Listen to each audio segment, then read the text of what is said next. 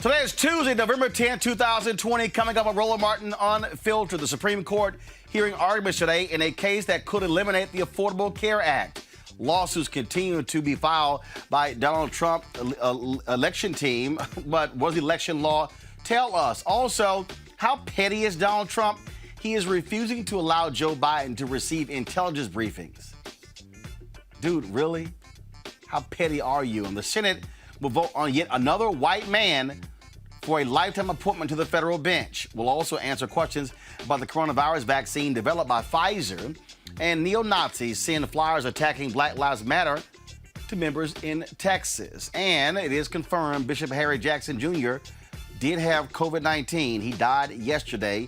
He was a big-time Trump supporter and was at that September 26th event featuring Amy Coney Barrett at the White House that has turned into a super spreader event. It's time to bring the funk. I'm Roland Martin Unfiltered. Let's go. He's got it. Whatever the biz, he's on it. Whatever it is, he's got the scoop, the fact, the find. And when it breaks, he's right on time and it's rolling. Best believe he's knowing.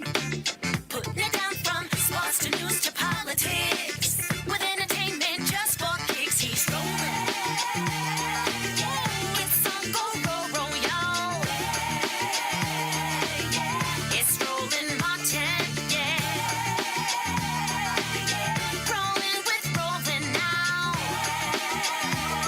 He's funk, he's fresh, he's real, the best, you know he's Roland Martin now.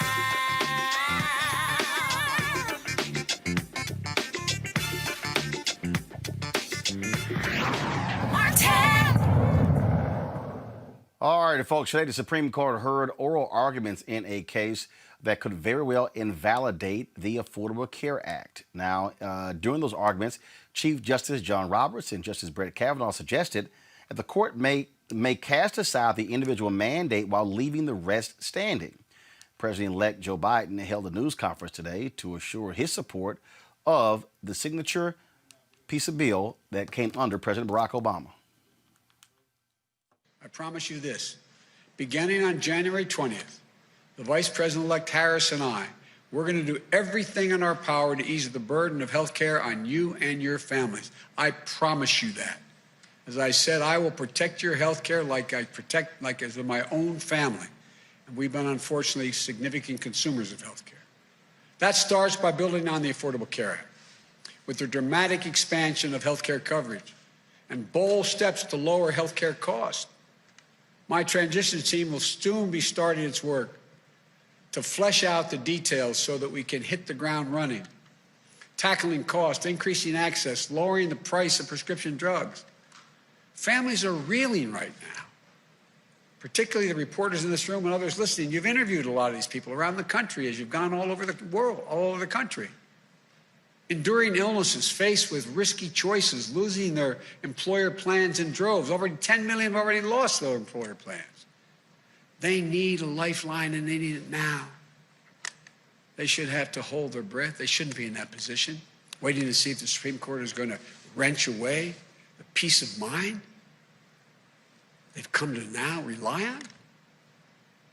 So we're going to get right to work, I promise you, addressing the issues that families are talking about around their kitchen tables this morning, making sure that they can get in bed tonight with the peace of mind that they deserve, and fulfilling our moral obligation to ensure that here in America, health care is a right for all, not a privilege for a few. So come January, we're going to work quickly with the Congress to dramatically ramp up health care protections, get Americans universal coverage, lower health care costs, as soon as humanly possible. That's the promise I make to you. We're going to fight for your family's health coverage the same way we fight for our own family's health coverage. We want every single American to know, if you're sick, if you're struggling, if you're worried about how you're going to get going to get through the day, we will not abandon you. That is a promise. We'll not leave you to face these challenges alone. We're going to get through this. We're going to get through it together. And we're going to build a healthcare system that puts you and your families first and that every American can be proud of. I want to thank you all for listening. May God bless you. May God keep you safe in this COVID environment, and may God protect our troops. Good afternoon. Today, the Supreme Court heard arguments in a case that could strike down the Affordable Care Act in its entirety. If the Supreme Court agrees with the opponents of the act, their decision could take health care away from 20 million Americans. It could take away protections from more than 100 million people with pre-existing conditions in our country and hurt the millions of Americans who have come to rely on the Affordable Care Act. Getting rid of the Affordable Care Act will take us backward to a time when people could charge a woman more for her health care than they could charge a man, simply because she's a woman. To a time when pregnancy could be considered a pre-existing condition. It will take away free birth control and contraceptive coverage for women. This is all happening at a moment when our country is suffering through a pandemic that has claimed more than 238,000 lives. And we all know that if the Affordable Care Act is struck down, communities of color would be hit particularly hard. Black, Asian, Hispanic, and Native American, because they are at a greater risk of pre-existing conditions from asthma to diabetes to lupus. And they are also 3 times as likely to contract COVID-19 and twice as likely to die as others. Now, I know we all know that we just had an election in America, an election where health care was very much on the ballot.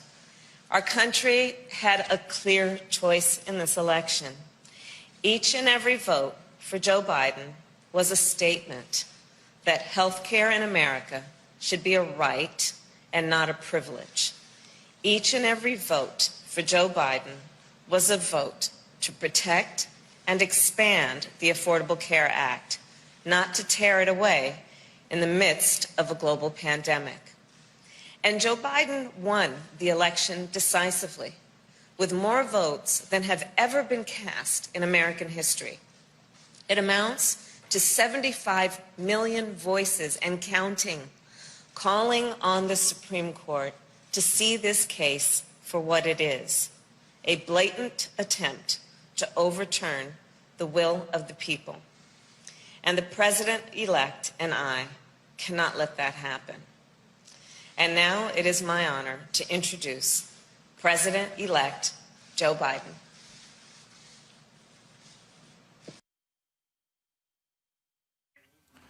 All right, folks, joining me right now is Dr. Leon McDougall, president of the National Medical Association, and Dr. Patrice Harris. She's president of the American Medical Association. Dr. Harris, I want to start with you. The Supreme Court arguments were quite interesting because some justices basically said that, hey, Congress, you want us to do your work and overturn this. That's not really what our job is. Your assessment of today's oral arguments from the Supreme Court. Roland, first of all, thank you for having me on. And we have had a transition at the AMA. I am now immediate past president, but so honored to be on your show and to talk about this very important topic. We know that the Affordable Care Act has been instrumental in millions, as President-elect Harris said, gaining coverage. We know that people without health insurance live sicker and die younger, forego medical care, unable to pay for their medications or other treatments recommended by their physicians. So although, we should and should not try to predict what the ultimate outcome will be, the questions today, at least in my mind, demonstrated that the justices are going to be reluctant in overturning this law. But we will have to see. But that is one reason this gains in coverage for the uninsured and all of the protections. And as you know, Roland, I am a psychiatrist, and so many more people have been able to gain access to mental health care, care for substance use disorders because of the Affordable Care Act. That's why the AMA filed an amicus brief. So based on the questions today, it looks like it will be upheld.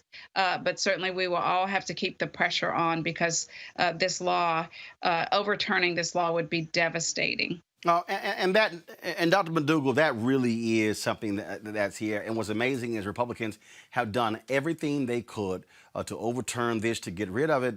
but they've offered no alternative. And this whole idea of, oh, let's overturn the law first and then we'll come up with something. So the American public, we've got nothing to compare it to. It's literally the Affordable Care Act or nothing. So, Roland, I want to bring to attention that the Affordable Care Act is still in existence. And this administration has cut the advertisement budget for the Affordable Care Act. So I would ask that people interested in learning more about how to sign up, go to getamericacovered.org, getamericacovered.org, because this administration cut the advertisement budget. Well, but again, no, they cut it because they wanted to choke it off. But again, they have had more than 50 votes to get rid of it. To date, the Republican Party has not offered an extensive replacement plan. Donald Trump has lied for 5 years saying, I got a plan, it's coming next week, it's coming in 2 weeks, it's coming in 3 weeks, it's coming next month, I'm going to sign it next month, and they've done nothing. Kayleigh McEnany presented Leslie Stahl on 60 Minutes this huge book of their health plan. It wasn't a health plan. It was different executive orders and other stuff. It wasn't an actual health plan. So, Roland, you have been so insightful in cutting through all the nonsense. You're bringing an unfiltered viewpoint on these tactics to confuse the people. So I commend you on bringing such important topics to the table, because 20 million people losing their health insurance during a global pandemic is heartless and unexplainable. It's a lack of leadership. Dr. Harris, the reason this is a huge deal, first of all, we talk about 20 million Americans. When we're talking about young folks who are still covered on their parents' insurance, we're talking about even how we've had Medicaid expansion where we had rural hospitals shutting down in this country and how it has impacted folks. Many folks who voted for Trump, who voted for Republicans, really voting against their own economic interests. I remember 2016 where the previous governor of Kentucky was absolutely against Medicaid expansion. He was against the Affordable Care Act. And I remember he was a Tea Party guy. And I remember these white folks in Kentucky voted for him. And then they came back and they voted for him and Trump and then said, man, I sure hope they don't mess with our Affordable Care Act. They hated Obamacare, but they love the Affordable Care Act. That shows you how disinformation and messaging can completely obscure reality. Roland, we saw that with the Affordable Care Act, and when they branded it Obamacare, it was not popular. But when you ask people specifically about the proposals, or if you would call it the Affordable Care Act, there was a lot of support. And we know that so many people of all races have benefited from the expansions in health care coverage for the Affordable Care Act. But Roland, it's also similar to how we have made masks a partisan issue. And that is so unfortunate, because making sure that folks have the coverage that they need, that young folks stay on their parents' insurance, that people aren't filing medical or bankruptcies due to medical debt. These are nonpartisan issues. Mask wearing is a nonpartisan issue. And that's why I'm glad you're talking about this tonight on your show. I know Dr. McDougall and I are always working to make sure that people get accurate information. And there's no question that people can have more opportunities for living healthier lives with the expansion caused by the Affordable Care Act. Dr. McDougall, how critical is the Affordable Care Act for African Americans? What have we seen the benefits of this since it became law on the health of Black folks? The health of Black people has improved. And I'm going to point out another issue. So what states haven't adopted the Affordable Care Act? So states that we live in, Mississippi, Georgia, Florida, Texas, North Carolina, Tennessee. So there's still more opportunity to provide preventive services and insurance from the communities we hail from. My dad's from Mississippi. My mom's from Alabama. So if we were still living there, we wouldn't have access to affordable health care. The thing that really jumps out at me here, Dr. Harris, is that in 2004, I filed for bankruptcy due to having massive health care costs. More than 60% of Americans who file for bankruptcy, they file because of health-related issues.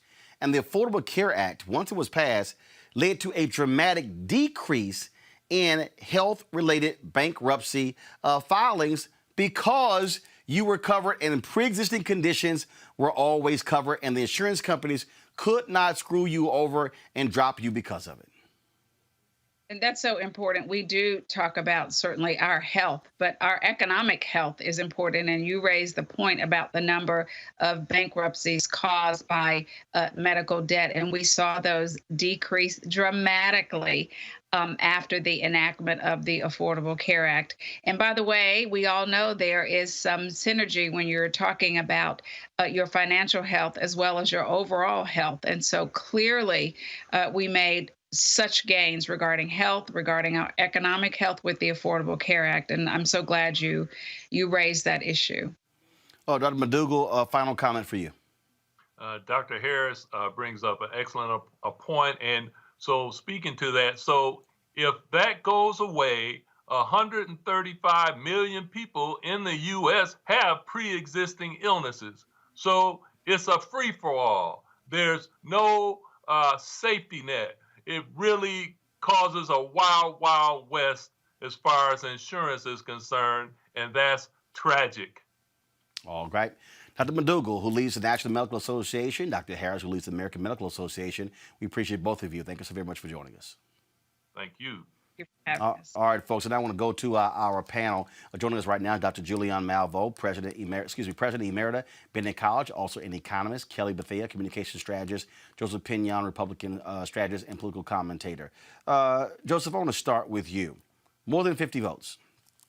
Votes, votes, votes. Donald Trump keeps promising, I got a plan, got a plan, got a plan, got a plan, got a plan, got a plan, got a plan. Ain't seen it. Haven't seen it. Republicans keep saying they got a plan. Where is it? And so here's the deal. If you're the American public, I might want to be able to see a plan before I really know what you're trying to do. They want to kill it and have nothing to offer for it. Look, here's the truth. Obviously, President Trump has been in office for the better part of 4 years now. We had the initial push when President Trump first took office. We had fat repeal, skinny repeal, Graham-Cassidy repeal. None of the repeals did any of the things the Republicans were actually opposed to the Affordable Care Act in the first place, which was to try to lower the premium costs while at the same time trying to hopefully increase the breadth of coverage. So I think to your point, it is with merit. That obviously voters should be allowed to see plans before they're asked to go into a voting booth and act in blind trust. So I think that is a strong argument to make. I think the reality that we face in American politics today is that people say, vote for me today and I'll show you the plan tomorrow. And I think that is a bipartisan problem that we see in American politics today. But to your point, when it comes to the issue of health care, particularly on the backside of a global pandemic, or perhaps in the midst of a global pandemic, because we're still dealing with the impacts of COVID today as rates go up, there are precipitously higher numbers of individuals who are going to have pre-existing conditions. And the word of President Trump, or the word of any president, that don't worry, we'll take care of you, clearly at this point is no longer sufficient. I mean, Julianne, here's what's just laughable about this here. Donald Trump has given interviews to numerous people. Chris Wallace, in 2 weeks. I'll be signing in 2 weeks. Stephanopoulos, it'll be next week. Just lying. Just straight up lying. And then during the debates, he's like, oh, no, I got a health plan. We killed the individual mandate. That's it? That's your plan? I mean, he's a liar. He's presented nothing at all. Well, my grandmother used to say, why tell the truth when a lie will do? And there it is. He's been lying since he's been in office. They've documented more than 20,000 lies that he's told. But this is probably one of the most pernicious because he keeps saying he has a plan. We haven't seen it. If there's a plan, it should have been put in legislative form, presented to the Congress and to the Senate, and passed as legislation. We haven't seen that. I don't know what Avar, the HHS secretary, does. But he certainly, that might be where plan would germinate from, but he certainly hasn't said anything. And so in the middle of this COVID crisis, you have to argue that health care is necessary. No one has said whether having COVID, which now more than 20 million people have had, 230,000 people dying, is COVID going to be a pre-existing condition? I mean, this man has been a joke for the better part of 4 years, and he remains a joke. And the only hope we have here is that those Supreme Court justices, the three, Barrett, Roberts, and the other one, Alito. You got Kavanaugh, Roberts, Alito. You got Clarence Thomas as well, and you got Gorsuch. So it looks like this thing may actually survive. I mean, I love what Robert said, about that's not our job. The truth is that if the Republicans want to get rid of the Affordable Care Act that badly, they need to come up with legislation that provides a solution. But they've had time. They haven't done it. They don't know how to do it, quite frankly. And there we have it. However, they say you get born all night and joy comes in the morning. I think that President-elect Biden is going to be time enough for them around this health issue. Kelly, Bob Lyons here. The Republicans have no plan. And what gets me is all these broke-ass white folks running after them, voting for them. And I'm going, if there's probably the most important issue facing you, yeah, it's going to be health care. I mean, you can sit there and be concerned all you want to about abortion. You can be concerned all you want to about the Second Amendment and your gun. But if your ass stroke out, that don't mean a damn thing. You might want to have a health care plan other than relying on the emergency room. And that's what a lot of people, especially that demographic that you just described, have to go through if anything happens to them. If they so much as sneeze and they don't have health insurance, they have to go to the emergency room. But bottom line is, for these people who are so against Obamacare, but are so for, constitutional rights and, tradition, et cetera, you cannot even exercise your right to life, liberty, and the pursuit of happiness if you're dead.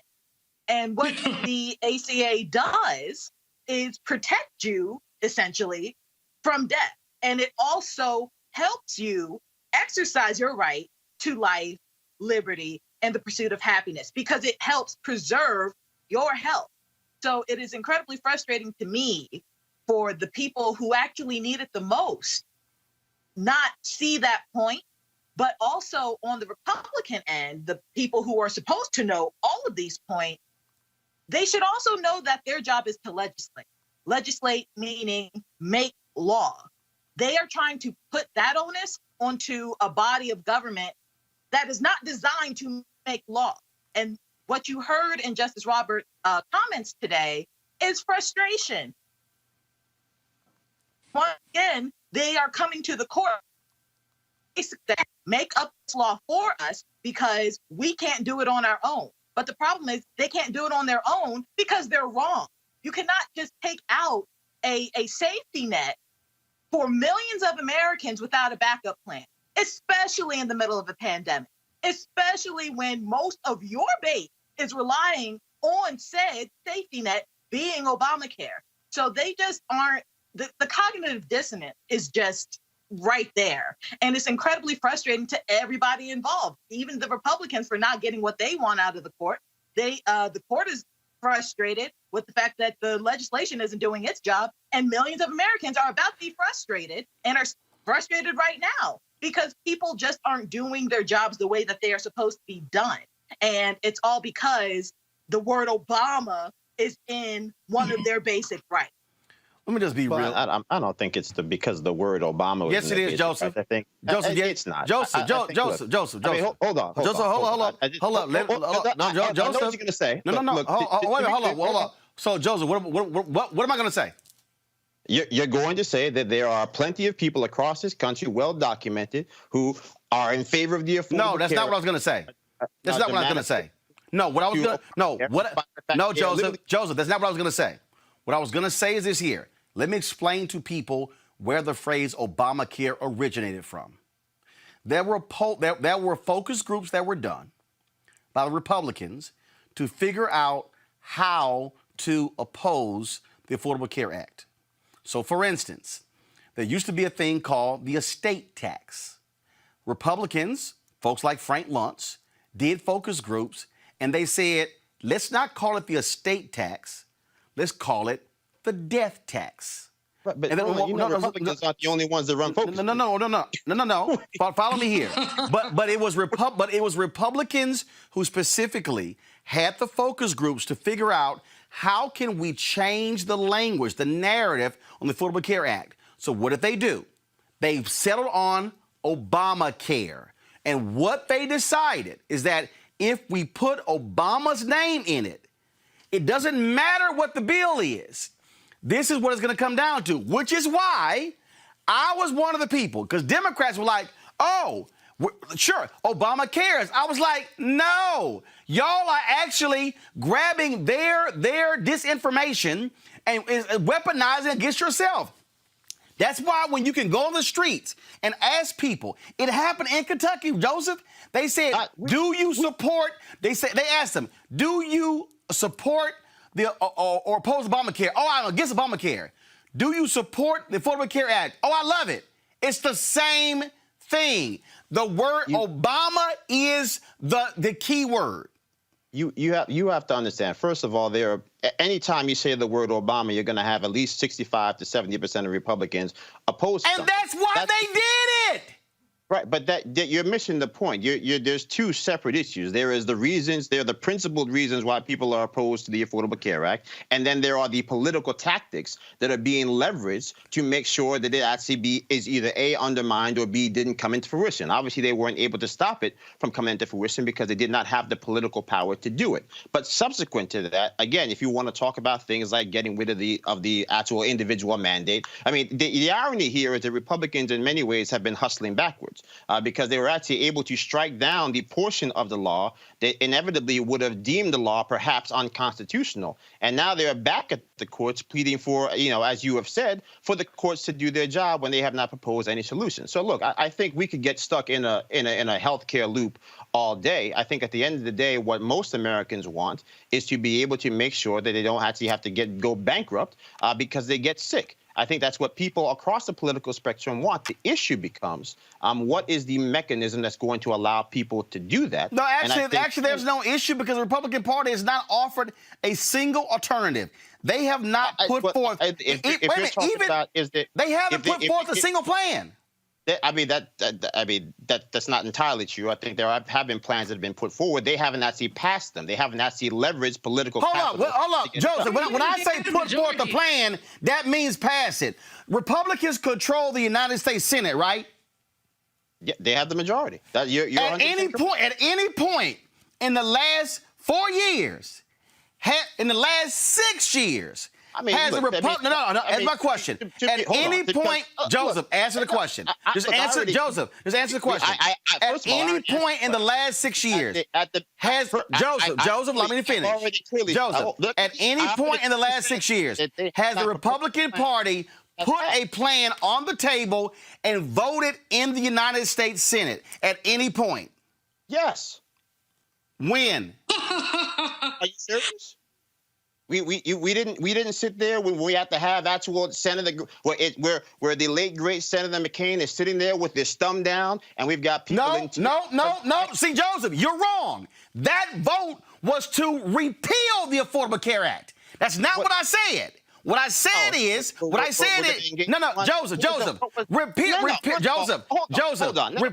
the Affordable Care Act and passing your own health plan are two different things. So right before he turned his thumb down, he didn't actually go. There was not a vote for Senator Graham and Senator Cassidy to pass health care. That didn't happen. I made this up. It's a figment of my imagination. Joseph, has the Republican Party passed They didn't pass it. Of course they haven't passed it. We wouldn't be here having the conversations that had been passed. That wasn't the point. And I think I started this entire segment by saying that there has had ample time to propose solutions, and they have failed to do it. That wasn't my point.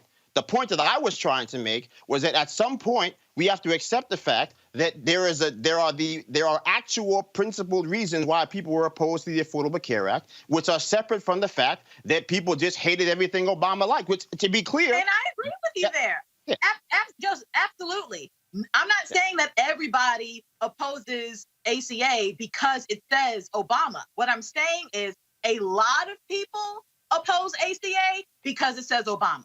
A lot of people. Without question. Out those who have a rationale behind ACA being into play. But even still, like Roland is saying, they have not really offered an alternative. If anything, the reason why the ACA was upheld by SCOTUS is because of the individual mandate saying that it was a tax.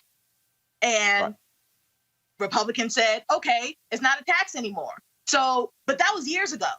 So basically, they just brought their solution to ACA to the court because that was the whole reason that SCOTUS said this is on y'all, because the tax part is a legislative issue. Well, legislature, Republican at that, fixed that issue, but they still want to bring it to court because they don't want to do their job like my original point was and actually legislate it out of law. 100%. The same so they can do their job for them. Let me jump in here for just a minute, folks. There was a Republican majority in the House and in the Senate. This could have been done. They are devoid of ideas. They're devoid of ideas. They're devoid of creativity. And many of them don't believe that people should have health care. I mean, notwithstanding the fact that, as Roland said earlier, 60% of bankruptcy have to do with medical debt, notwithstanding the fact that COVID is hitting us very hard, they don't think that people should have health care. They're more interested in the insurance companies than in people.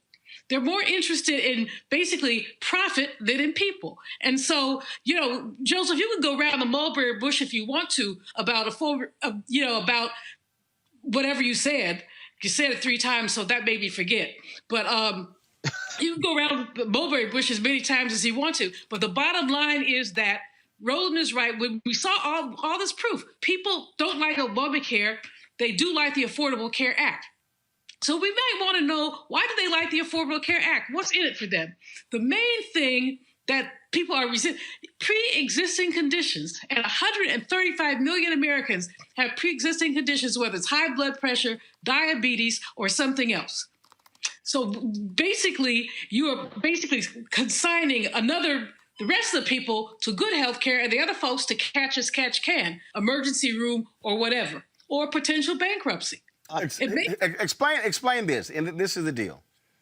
This a record high 62% of Americans support the Affordable Care Act. 85% Democrats, 36% of Republicans. Now, here's the key here. 56% say it should be improved and strengthened. 20% say it should be struck down and left alone. Pre-existing conditions, 79% support health insurance protections for people. Right. And that's also why you saw President Trump running around the country saying, we're going to take care of people with pre-existing conditions, because he knows, as well as most Republicans knows, that there is no political will for somebody who is going to consign people to a life without health care for the rest of their lives, which will probably be very short. So still, where is his plan? Well, I said before, they don't have a plan. The bottom line question is, how does this man... So Republicans want to get rid of the Affordable Care Act, but they have nothing to replace it. They have nothing to replace it with. I think, as I said before, this notion that people should put their blind trust in politicians and say that, hey, you take our word for it, should be gone from the past. People should not trust politics. Well, the Republicans damn sure did. Here's what I know. Here's what I know.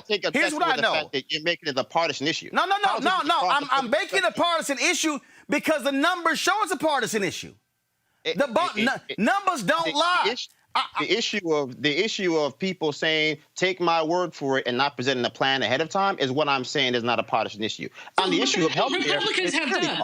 But that's what Republicans have done. Mr. 45, soon to be ex-president, Mr. 45 has run around talking about, I have a plan. I'm going to take care of you. We're going to deal with pre-existing conditions. We haven't seen a piece of legislation. We haven't seen a plan. We haven't seen anything. So you're right that we shouldn't take politicians' word, but here's the bottom line. We have a president who is just a bold-faced liar who has been deficient on all issues concerning health. Morally deficient, fiscally deficient, and intellectually deficient. Here right here is why this is partisan. This is September 2020, a morning consult poll. Right here, all voters. In March, 55% supported the Affordable Care Act. In September was 62%. Democrats in March 83% supported it. In September 25%. Is your position? One second. Independents in March 50% support, 59% support. But Republicans in March 28% supported, September 36%. I dare say, I would love to actually see a poll done, do you support Obamacare or do you support the Affordable Care Act? We have seen I don't think I'm arguing that point. I think with the point that I've been making is that this notion that we have a bipartisan agreement on issues that politicians on Capitol Hill can't find a way to pass legislation on is not unique to health. I'm sorry. Hold up, Joseph. Who made that point? I made that point. That's the point I've been making. Okay, but duh. I mean, we obviously know we're in fractured times. But the point I'm still making is this here. Republicans can oppose the Affordable Care Act all day. Look, majority of Americans, a supermajority of Americans, support it. Support it. So if they support it, why are they so hell-bent on trying to get rid of something that 62% of Americans say, I like? I think the reality is that most Americans like what the Affordable Care Act accomplishes. I think what Republicans and many people like myself have said is that the manner in which it is accomplished is not sustainable and is not consistent with what people think are the best practices for health care. Well, we can have a long conversation so where is this best practices bill? Hello. Where is it? You'd have to ask the president that, as I've said now for the fourth time. I can't. Look. This is real basic for me. This is real basic for me. This is real basic for me. If you tell me, look, man, the food, it ain't so good. I'd cook that food better. Okay. Get your ass in the kitchen and go cook. What you're not gonna do is say the food ain't good. And then I say, get your ass to go cook. You like, oh, no, I don't cook. I'm just saying the food ain't no good. Well, if your ass can't improve the food, if you can't sit here and contribute to the meal, all you're doing is running your mouth. And that's what Republicans are doing. Republicans are making no effort because, first of all, when you say even improve, they don't even want to improve. They want to get rid of. They want to totally get rid of it, and I'm just still waiting. When manna from heaven is going to fall down, and then they're going to actually present a plan. I'm just waiting. I would love to read it. I mean, again, I don't think I'm saying anything different than you're saying. There was no plan. There should have been a plan. There wasn't one then, ain't one today, ain't going to be one tomorrow. Well, there'll be a plan because the reality is that you won't be able to win elections without one. And that's not just healthcare. You're talking about climate. There's a whole. Some of the Republicans. There are a plethora of issues in America. A lot of Republicans just won with no plan. Well, yeah, because at the end of the day, we figured out that people can get elected dividing people, even though their neighbors agree on the issue. Well, actually, you can get elected lying to people, and they are so gullible. They actually fall for it. Here's the deal. Here, look, first of all, the Supreme Court is probably going to come back in 2 or 3 months with their decision. We got lots more time to talk about it. I got to go to a break. We come back. We're going to talk about these crazy ass Trump folk. I'm still trying to figure out how you won Senate seats and House seats, but those votes are good. But the same votes in the presidential race are bad. That's next to Roland Martin Unfiltered. Utilizing what I know. I'm being able to speak about something that I used to didn't do, that I can say, yeah, that was me, but it's okay now because I know better now, and you can too. I'm able to say that so they can relate to what I'm saying, so I can capture their attention and be able to knock on their door and say, hey, you with me? And now they feel more apt to pay attention and more apt to be able to go out there and say, oh, well, just maybe, because she said. And I'm a fan of hers, so the connection is, well, okay, what do I have to lose? Because sitting at home is what you're losing out on. And a lot of them don't even know how important the vote is. It's like, well, you know what, if I don't, ain't nobody gonna miss my vote. Until you have a 50-50 share and it's 49 and 51 and you're like, oh, then you gotta feel like an ASS and go, see. From the day we started this campaign, we made it a priority to talk to Georgians wherever you live. Representative Warnock, so good to see you again. Thank you so much for doing this. So excited about your campaign. Georgia needs a senator who will stand up for health care, who will stand up for Medicare, who will stand up for our children. We need leaders who will not forget who sent them there in the first place. I think he'll stand up for me. We already voted for you. I think he'll stand up for everybody in Georgia.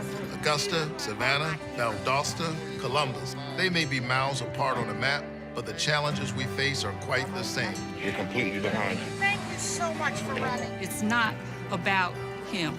It's all about the people. If you elect me the next United States Senator from the state of Georgia, your agenda will be my agenda. Raphael Warnock will practice what he preaches. We're not getting that now. I'm Raphael Warnock, and I approve this message. Hey, what I'm going to work on. I'm John Ossoff, and the path to recovery is clear. First, we listen to medical experts to control this virus. Then we shore up our economy with stronger support for small businesses and tax relief for working families. And it's time for a historic infrastructure plan to get people back to work and invest in our future. We need leaders who bring us together to get this done. And that's why I approve this message. You go to prison at 19. Sentenced for how long? 15 years. And for the first time, you're hearing this old man talk about voting. Mm-hmm. What did you say? What's that? What's that? And why does that make a difference? What did he say? And he broke the averages thing down to me. About they gonna be stealing money. He said, and his thing was about people getting out. He said, man, a lot of people gonna be here that's not gonna get out because Bush is gonna come in and he gonna set off all these people's sentences just to show that he's tough on crime to get favor with whoever put him in office. Made sense to me. Once he broke it down, then I started reading about voting and the importance of voting. Just talking with them. Because these are men who probably marched for voting, probably something went wrong in their life, they still ended up in this place. But there was a lot of knowledgeable people there, and I just hung with the old cats that had all this information. Hey, man, when you get out, this is what needs to happen. This is what's not in the community. This is the reason why you're here. You know what I'm saying? You don't see it like this, And I'm like, man, wow. That was deep what you just said.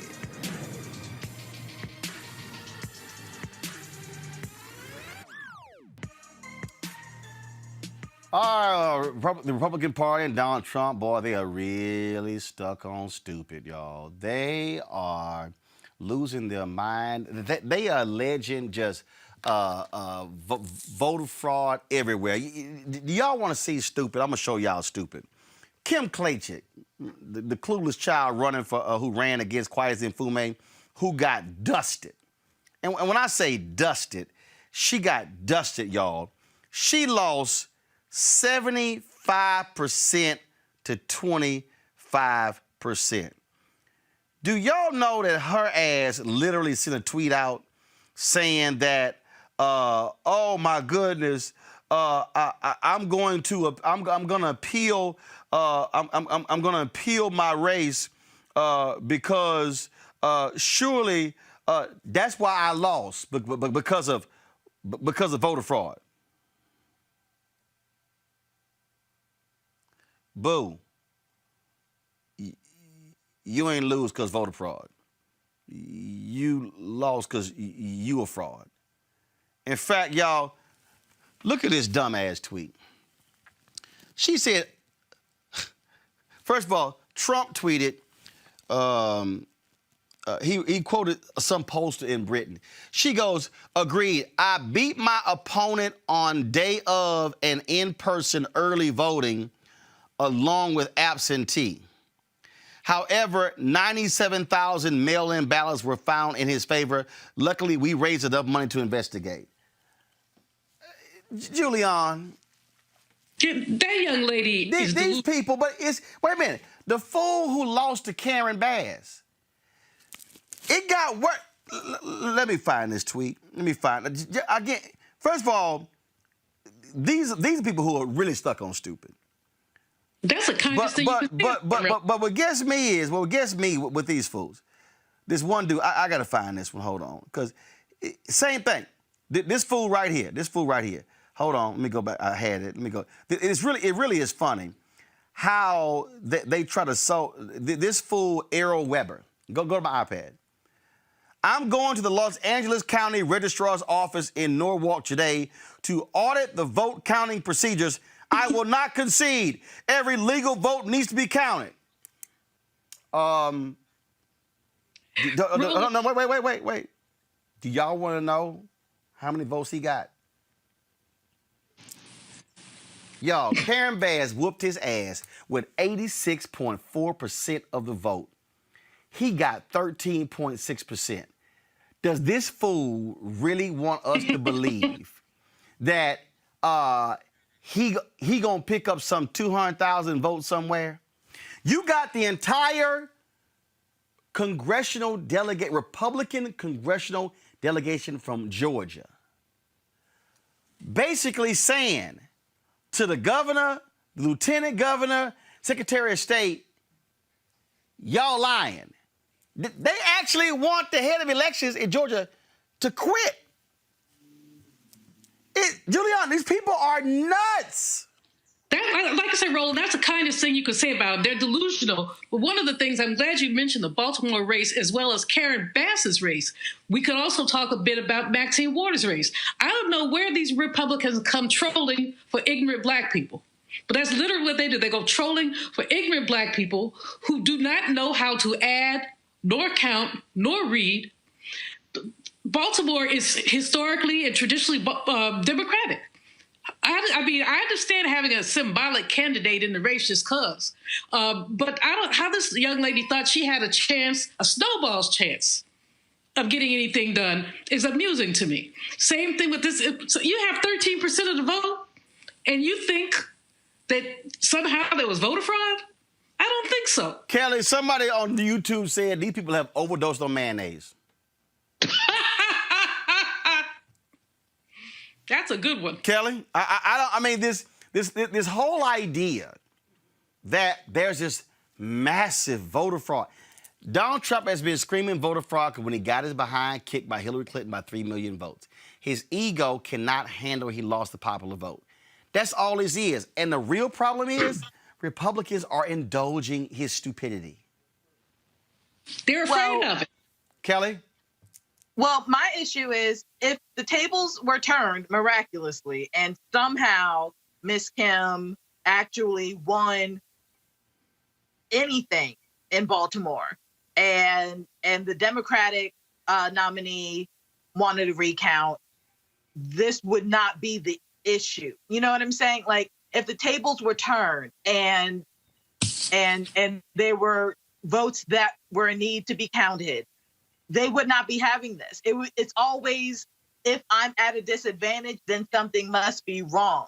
And it's incredibly frustrating to me, and I'm sure it is to the American people, when you see with your own eyes people who are literally working to cheat and not working for the people, because this is actively trying to cheat. And that's what's also funny to me. You're failing at cheating. So what makes you think that you deserve an office outright on its merit when you fail to do the wrong thing right? So he just needs to take her bag and go somewhere. Because if I'm not mistaken, I don't even think she lives in Baltimore City. First of all, hold on. You look, you ain't got to waste breath on Kim, okay? She got crushed. Here's the deal, Joseph. I need somebody who's a Republican to explain to me. How do you stand in front of the cameras and laud Republican victories that were literally on the exact same ballot, but then say, but in that race they cheated? If the Democrats cheated, they are some awful cheaters because they lost the Senate race in Iowa, Kansas, Maine, North Carolina, South Carolina, Mississippi, Kentucky, Louisiana, Texas. They got to be really bad at this, because if you're going to cheat, I figure you might take the Senate with you. I mean, look, we could have a very long conversation. I'm not going to try to crawl into the mind of crazy, but I will say this. I think that our obligation to the American process is devoid of the individual's personal motivations. And so we have an obligation to count the votes, which is what's happening. And if people want to avail themselves of the court process, that is their constitutional right. And ultimately, that is not a betrayal of the process. It actually makes the process stronger because, as my grandfather told me at a young age, the only thing better than taking a man's money is making them count it before he gives it to you. So, look, if people think that there is fraud, we should find out about it. There's no evidence of that. None. And again, none. process, zero. Zilch. Look, none. To be clear. Wait, Julian, Robert, finish. Yeah, so, I think at the end of the day, look, here's the truth. There are going to be legal briefs that are filed. The courts will either say there is fraud or there isn't fraud. They'll say there is merit or there isn't merit. At the end of the day, either we have a country or we don't. Either we believe that we have an independent judiciary or we don't. And so I think if we're talking about how do we heal this country, because we could have a long conversation about how do we get here. But if our goal is to heal, if our goal is to have enough people who have still bought into the system, that we have a country that works, then let people count the votes. Let people run around saying what they want to say. Because but you're saying let them count the votes. Donald Trump and his people were trying to stop the count. First of all, I want to show. I want to show this. I think there are people who say let them count the votes. That people say stop counting the votes. Joseph. The same people were saying it. Joseph, the same people were saying it. Depending on the state, depending on the favorability. I just think that we have to have. There are people that are saying things that are crazy. But we also have to be honest about where we sit right now. Number one, we're a severely divided country. Number two, there are things in the results that are statistically anomalous. Like what? Now, most of those statistical anomalies are likely due to the fact that we had an unprecedented amount of people vote via mail. Right. That does not mean that somebody did anything illegal. But it does mean that we're dealing with results that are not in line with previous results. Of course. First of all, you can't. Hold on. Don't. Hold on. But wait a minute. But it's not in line with previous results. But you just said because we also have mail-in balloting, so they can't accept. They can't accept the reality of that. Roland, in some cases here, Roland. Some states will have an automatic recount if it's within half a percentage point. But you have large margins. You have tens of thousands of votes. Arizona probably should have a recount. It's only 14,000 votes separating the two candidates. But Michigan should not have a recount because basically there's so many votes, there's so much of a lead that it's not going to make a difference. You can count till the cows come home. Every time you recount, you pick up a vote, you lose a vote. I mean, because human beings are still counting these votes. But this obsession that 45 has with recounts is really him delaying the inevitable. Here's the deal. Lost. He lost. I want to play this. The folks at the Daily Show put together this pretty great video, because if you compare what Fox News and OANN and Newsmax are saying today, just y'all watch this here. Democrats are being sore losers. They refuse to acknowledge they lost the election. So what do? They cry malfeasance, wrongdoing, criminality, fraud. Democrats, more so than Republicans, seem to have a problem conceding defeat. Either the election system broke down or some mystery votes are hiding somewhere. You have a whole series of Democrats who've just said bluntly, if our candidate doesn't win, they stole the election. The Dems just want to make America suffer. It's like losing the World Series and demanding an extra inning a day later. The Democrats are refusing to accept the declared results of the national media. So how do they do this? Lo and behold, they find missing ballots. The radical left is attacking the sanctity of our votes, refusing to accept the midterm election results. So what if these were Republicans refusing to concede? Democrats may see how they'll be able in the future to steal elections through lawsuits that they can't win with the voters. Ramping up election conspiracy theories, accusing Republicans of outright stealing the election. Kind of rich. You know what? Sounds sore loserish. Boy, that's a lot different than here in 2020. I mean, look, Roland, like I said, I think at the end of the day, there are going to be people that say things that make sense. There are going to be people that say things that don't make sense. I think the one thing that we should understand makes total sense is to allow the recounts to where they need to occur. I think most people that are talking about these results are talking about 3 states. They're talking about Pennsylvania. They're talking about Arizona. They're talking about Georgia. That is it. We don't really think that there's anything going to be made of what happens in Wisconsin or Michigan. No, not true. Not true. The Trump folks. I think. No. You said no. That's not true. Here's the truth. No. Joseph. That's not Joseph. I got to give facts. Joseph. I don't speak for the campaign. Joseph. I didn't say you do, but I got to give facts. No, you said there are 3. They are alleging 6. They are saying Wisconsin, Michigan, Pennsylvania, Georgia, Arizona, Nevada. They're saying 6.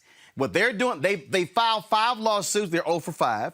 They're continuing to file those laws. In fact, hold up. You got to throw in 7. Minnesota.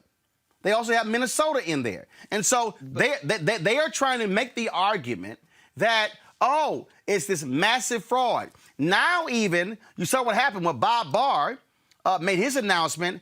The head of the election integrity unit was like, this is bogus, and quit.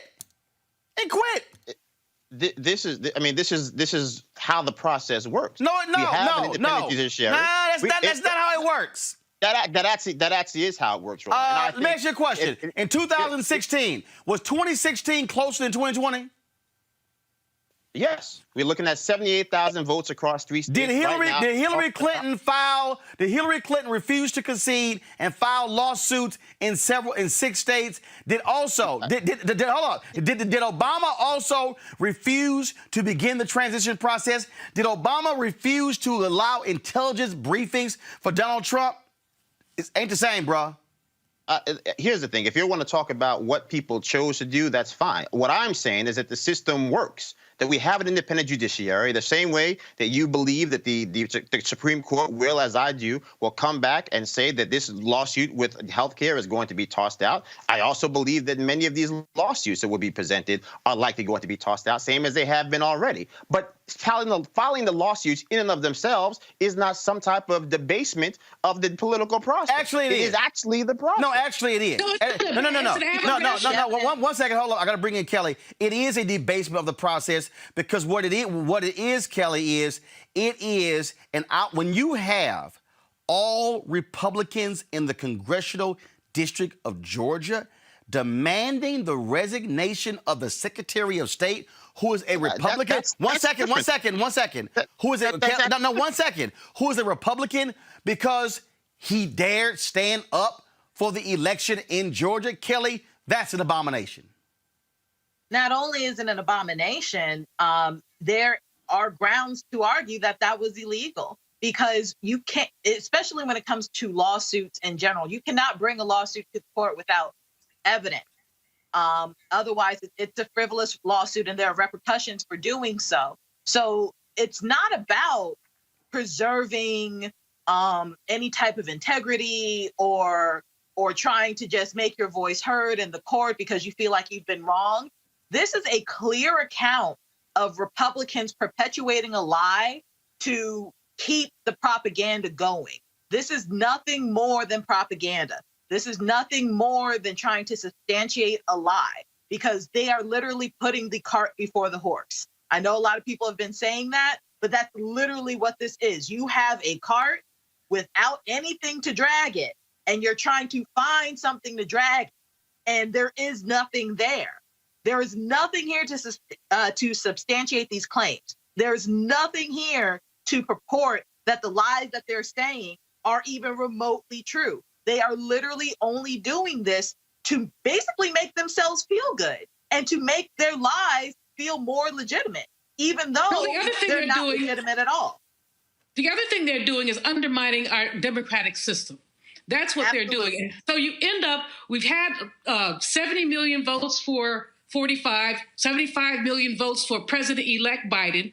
This is an unprecedented turnout in the United States because people basically work very hard to get every vote out there. Folks like Latasha Brown, Black Votes Matter, and others basically work very hard to get the votes out there. But if people believe that the system is flawed, if they believe that their votes do not count, I hesitate to think about what we'll look at in 2022 or 2024. And if people really believe that there's that much fraud, then they may be discouraged. And that's what 45 has been counting on the whole time. He started talking fraud in April, and he's been talking every time he opens his mouth. Ray Charles can see through this. If he basically says, if he basically says the only way the election is fair is if I win, that lets you know what's wrong. And that's why. And here's what I'm noticing, Joseph. Here's what I'm noticing. This was just very weird. Again, I just think this is just very weird. They're filing lawsuits in the same races where Republicans won. Do you see Democrats filing lawsuits saying, hey, it's voter fraud we lost in South Carolina?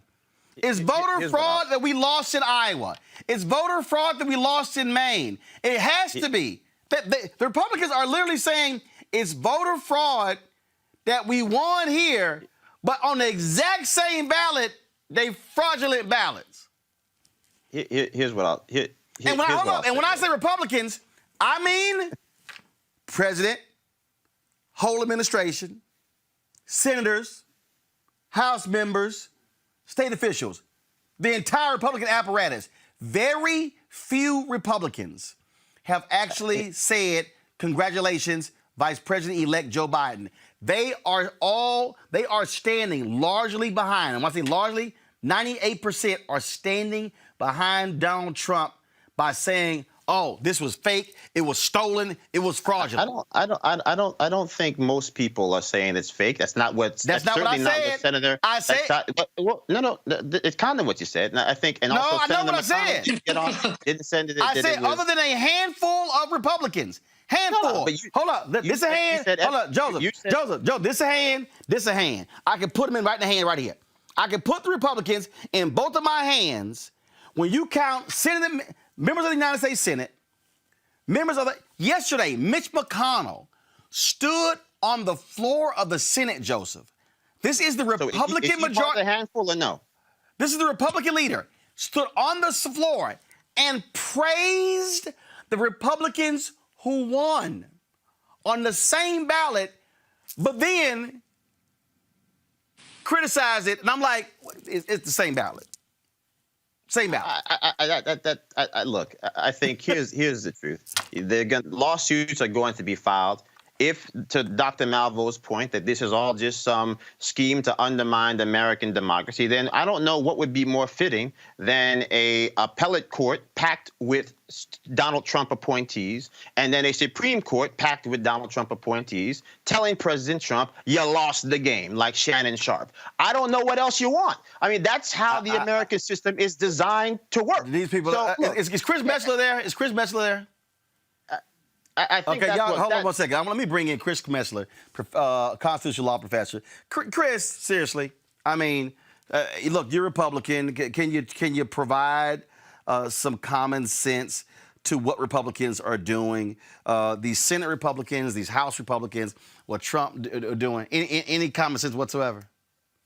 Well, first of all, from a pure legal standpoint, the cases that have been filed so far have no merit, period. And the courts have said that. Look, you cannot simply come into court and say voter suppression, wide-scale cheating without evidence. Where's the evidence? And in addition to which, you cannot simply say in the same court, stop counting the ballots, and in the same court say, you're not counting fast enough. Which is it? You cannot, in Michigan, file a case and the case is dismissed because you failed to attach the proper paperwork.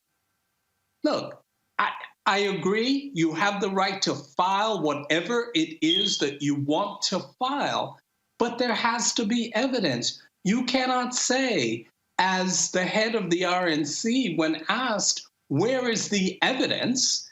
And she says, give us time to develop the evidence. As a lawyer, if I went into court and did that, they'll pull my bar card. You can't do that. So what I'm not understanding is, if there is all of this evidence, where is it? To the extent that it exists, present it. To the extent that you have contradictory arguments, that's not going to work.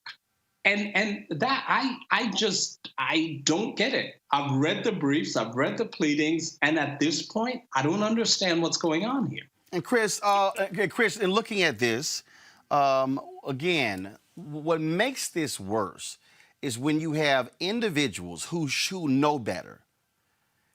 And what is it? Are they so deathly afraid of his tweets?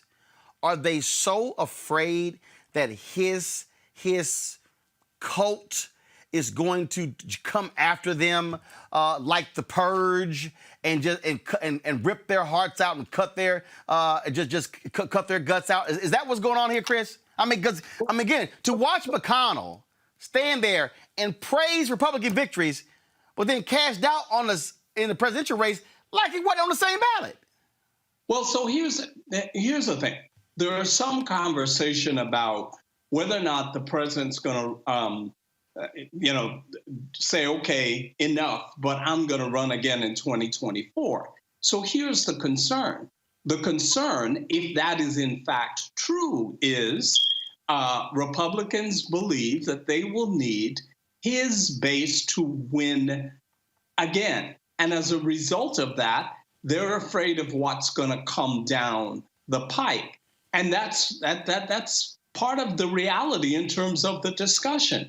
Look, from my perspective, and strictly, again, from a legal perspective, if you're going to sue, that's fine. You can sue, but you got to have evidence. This is a toxic mix of law and politics that ultimately I don't think bodes well. Joseph, go ahead.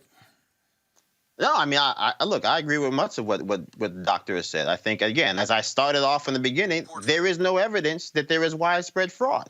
And to the extent that there is, they have to actually provide some evidence. That hasn't happened. So, look, I think to the doc's point also, this has been a widely chaotic process. When you end up at the wrong Four Seasons, you're already off to a bad start. So look, it's just, I think, again, two things can be true at the same time. That, yes, there are people who have run races. We're grateful for them for running in places where we traditionally have not filed candidates because Republicans need to show up. It's time for both political parties to stop taking black votes for granted. And I think that we've seen, when you're talking about the precipitous increase in the Latino turnout for President Trump or the precipitous rise in African-American turnout in this election overall, that our votes are going to matter more and more. But if you're talking specifically about making sure that we're going to go through this process and come out with the unified nation that Joe Biden says that we're supposed to have, then again, I think part of that means that we have to take down the temperature. We have to find a way to have respect for the people we disagree with. And I think that starts with at least acknowledging those amongst those groups who are making arguments that at least on some basic level are within the realm of respectability and also just the nature of the process in general. But Chris Metzler, wait. But Chris Metzler, how do you do that when one side from the top down is the one stirring the dissension? I'm reading, there was a Washington Post dropped this story. A Pennsylvania postal worker whose claims have been cited, it's not on my iPad, I'm reading from my phone, whose claims have been cited by top Republicans as potential evidence of widespread voting irregularities, admitted to U.S. Postal Service investigators that he fabricated the allegations. According to three officials briefed on the investigation and a statement from a House Congressional Committee. He made it up. Just to chime in Chris, here. go ahead. Hold on, Joe, I'm going to come back, but Chris, go ahead. Yeah, I mean, but this is exactly the point. You can't have any credibility with that. And if, in fact, there's this thing called vetting that for some reason, we've just failed to do that right in this particular administration. And then this goes to continue to prove that. It is difficult to do that. Look, at the end of the day, when you say that it is Democrats who are making all of this up, who are doing all of these kinds of things, and you're doing the same thing that you're accusing them of Democrats of doing, how can you expect to be taken seriously? This is not the way to do this. If you got a case, bring it forward and stop with the shenanigans already. Julian, go. The thing about this, in terms of bringing the evidence, is that there is no evidence. In the postal worker story, I'm glad you mentioned that. I just saw it come across on my phone. There's another story about a blind lady who claimed that someone took her vote. These are these little incidental things. Some of these things are human error, but you're not going to turn an election on a postal worker here, a blind lady there. The fact is that, and I'll say it as often as Joseph said, makes his point. Trump lost. Trump lost. Trump lost, and it just can't get through his head. There was something in People magazine, not that I read regularly today, from Ivana Trump, who said he hates to lose and he'll do everything he can to keep from losing. So we've seen this, but even as we see this, we know that there's some flaws in the system that need to be worked out. Mail-in voting has always worked, and it always has a few little problems. We still haven't counted the overseas votes. I mean, they may not have all come in. Mr. 45 says he values the military, kind of. Well, shouldn't their votes count too? But the fact is that he doesn't value the military. He doesn't value his own constituents. And we're stuck with a situation where Joe Biden has to figure out how to make us less divided. But how could we be less divided when 70 million people, and I'm not saying they're all racist, but 70 million people voted for, frankly, a doofus? Kelly, one of the ways we are able in this country, one of the ways we're able to sort of set things aside is when we accept decisions. What you have here is Donald Trump and a party who's saying, the hell with any sense, the hell with all norms. We are rejecting all. For them, Donald Trump is literally refusing to allow intelligence briefings of Joe Biden, even though the election has been called for Joe Biden. That is, when you talk about, first of all, candidates get intelligence briefings. He's like, nah, not gonna happen. Talk about petty. This is a whole nother level. I get what Joseph is saying. I agree with one of the reasons that look, I'll never forget the video backstage, Kelly, of the inauguration when Hillary Clinton, she's standing there and she's girding herself. And she takes this really deep breath because she's about to walk through a door that she thought she was going to be walking through as president of the United States. And the fact that that woman could still go to the inauguration in her capacity as a former first lady of the United States, that says you put country over petty, over party, over person. There is nothing about Donald Trump says that he would actually have that level of integrity. Kelly, go ahead. Well, the reason that Hillary Clinton was able to do that is because she is gracious. She has integrity. She is an American. She understands what it means to be American, what it means to be a politician, what it means to be a servant to the people.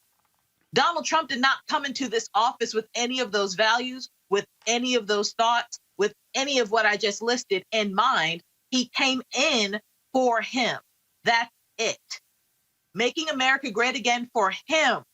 That was the caveat to his slogan that people just failed to reiterate and express outright and explicit. So it does not surprise me that Trump is doing this. It does not surprise me that Hillary Clinton had that much grace that day. I can tell you right now, I would like to think I'm a very gracious person. I can tell you right now, it couldn't be me. It could not be me, but it was her. But it will not be Trump. So what we need to do as Democrats and as Americans is to hold him as accountable as we can, given the circumstances. Because what's happening right now is that he is trying to burn everything down with him in it, if necessary, just so that Biden does not succeed. That is what it means to be a coward. That is what it means to be treasonous to this country. And honestly, at the end of the day, that's what it means to be Trump, because that is who he is. That is what he does. Nothing that is happening right now that he is doing should surprise anyone, because we've had at least 5 years, even before he became president, to just have a glimpse, a taste of what he's capable of. And now we're actually receiving it. And Chris, so we need to be ready for what happens next. Chris, I want to read this here. The Lieutenant Governor of Texas, Dan Patrick. I've known Dan for a long time, and you want to talk about an idiot? Look at this here. Dan Patrick is offering, he'll pay up to $1 million to encourage and reward those who report voter fraud. If info leads to arrest, conviction for voter fraud, expect at least $25,000, he says. It's never a good idea, Chris, to be an elected official and offer money for somebody to come and present voter fraud. It's a dumb idea. I mean, as an elected official, you're saying that. And again, I go back to what you have all this evidence. Why you have to pay people to bring the evidence forth? Have it or do you not have it? And as an elected official, for you to be essentially offering, a bounty, where they do that at? Joseph, it is pretty sad to see the sheer desperation of people who you thought. I mean, you look at how pathetic a Lindsey Graham is. I mean, how pathetic. I guess he went on Sean Hannity's show. I'm contributing $500,000 or something like that because we've got to get to the bottom of this voter fraud. Lindsey, sit your ass down. You won by 14 points. I mean, look, I think at the end of the day, we're spending a lot of time talking about what President Trump has, whether it's grace, lack of grace, the elected officials. I think, to me, I'm more focused on the people than the politicians. And I think if there is any chance that we're going to be able to galvanize enough people to be able to see that, yes, the 70 million votes cast for President Trump were fair and just, and the 74 million plus votes that were cast for former Vice President Joe Biden, now presumably going to be President-elect Joe Biden, were also just and valid, then it's going to take the grace of us as a nation of people to be able to say, you want us to recount the votes in Georgia, we'll recount the votes for you. There's going to be an automatic recount anyway. You want to recount in Pennsylvania, we'll recount the votes. There's likely going to be a recount there anyway. I think it's around 0.6% right now, the difference between Joe Biden and President Trump. Arizona, even a smaller margin. So I think, again, being able to demonstrate that the process works, that you go from case to case, whether these cases get tossed out on their face, because as Dr. Metzer said, you have to actually have evidence to present cases. This is all a reinforcement of American democracy at its finest, even if the people who are executing the plays are not acting in the best model of American behavior. Julian, final comment on this. This is where leaders lead. This is where leaders lead. We've known since he came on the national scene as a presidential candidate in 2012, I believe, we've known that Donald Trump was not wrapped too tight. Somebody needs to just get a straitjacket and walk him out of the White House. But two quick things. Number one, instructing the GSA not to cooperate after we have a nominee, an elected president, is ridiculous. The GSA has not made any transition funds available. Number two, to have them tell the department heads, prepare your budget as if Trump is still the president. This is just delusional. This is totally delusional, but it's where we are. It's literally where we are. And I hope that the American people, Democrat and Republican, are paying attention to this man and the damage he's done to our democracy. I got to go to my next story here. Today, the Senate will vote on yet another white male judge nominated by Donald Trump. With more than a month left until the new administration is in place, Mitch McConnell will try to get as many judges as possible on the federal bench. Chris, you're Republican. Joseph, you're Republican. Seriously? Damn near 220 judges? One black person? I mean, look, we have a real lack of diversity problem in the start talking about. There's a diversity problem and one? Out of 220? No, it is completely, and I've said this before and before and before, and obviously nobody's listening to what I'm saying.